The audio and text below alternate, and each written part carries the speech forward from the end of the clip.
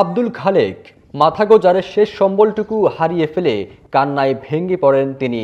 ঘূর্ণিঝড় রিমালের তাণ্ডব থেকে রক্ষা পেতে আশ্রয় কেন্দ্রে গেলেও পরবর্তী বাঁচার শেষ সম্বলটুকু হারিয়ে ফেলেন। 4টি গবাদি পশুসহ সবকিছু লন্ডভন্ড করে দেয় ঘূর্ণিঝড় রিমাল। আমার ঘর কুড়ের কুড়, আমার 4টে ছাগল, আমার জানা ছেলে, আমরা সেন্টারে রয়েছি, কিন্তু আজকে থেকে আমার কিছুই নাই। আমি কিন্তু বেহাল অবস্থান আছি। আমি এখন ভাত খাইতে পারি না। আমার এই 2 দিন পর আমার ভাত পাত করে না খাওয়াইছে।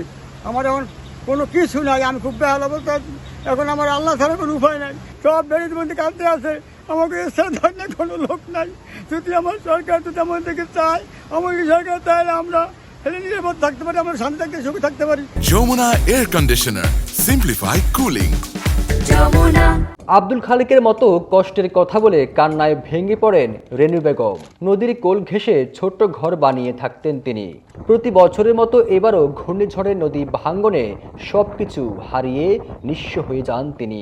আমরা খাই অর্ধের উপরে, আমাকে জায়গা জমি কিছুই নাই। প্রথম বন্যায় ভাঙছে, কতটুকু পাল্টাইছি, খাতা বালির দনহডানি সবই লয়ে গেছে। পরের বন্যায় আবারও ভাঙছে, আবারও পাল্টাইছি।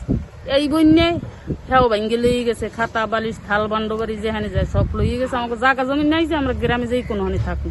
সামনে রাখতে আসে বড় ঘর হইতে পিছনে ভাঙ্গে নদীতে পড়ে গেছে, মালামাল বাচ্চাপানা যা আছে সব নদীতে ভাঙ্গে লয়ে গেছে। খাতা কাপড় যেখানে যা সব বাসায় লয়ে গেছে,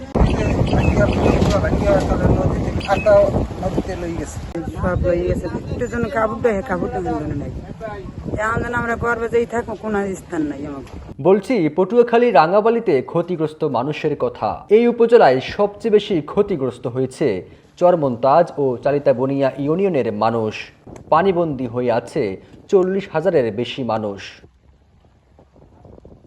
ঘূর্ণিঝড় রিমালের তাণ্ডবে রাঙ্গাবালী উপজেলায় 6,000-এর বেশি ঘরবাড়ি ও প্রতিষ্ঠান ক্ষতিগ্রস্ত হয়েছে। ভেসে গেছে 1,500 পুকুর ও ঘেরের মাছ, মারা গেছে 5 শতাধিক গবাদি পশু, উপড়ে পড়েছে বিপুল সংখ্যক গাছপালা। বিদ্যুৎ নেই টানা 4 দিন ধরে। এছাড়া বেড়িবাঁধের বাইরে থাকা নিচু এলাকায় সবগুলো ঘেরের মাছ পানিতে ভেসে গেছে। উপজেলা মৎস্য অফিস থেকে বলা হয়েছে 2,220টি পুকুর ও ঘেরের মাছ পানিতে ভেসে যায়।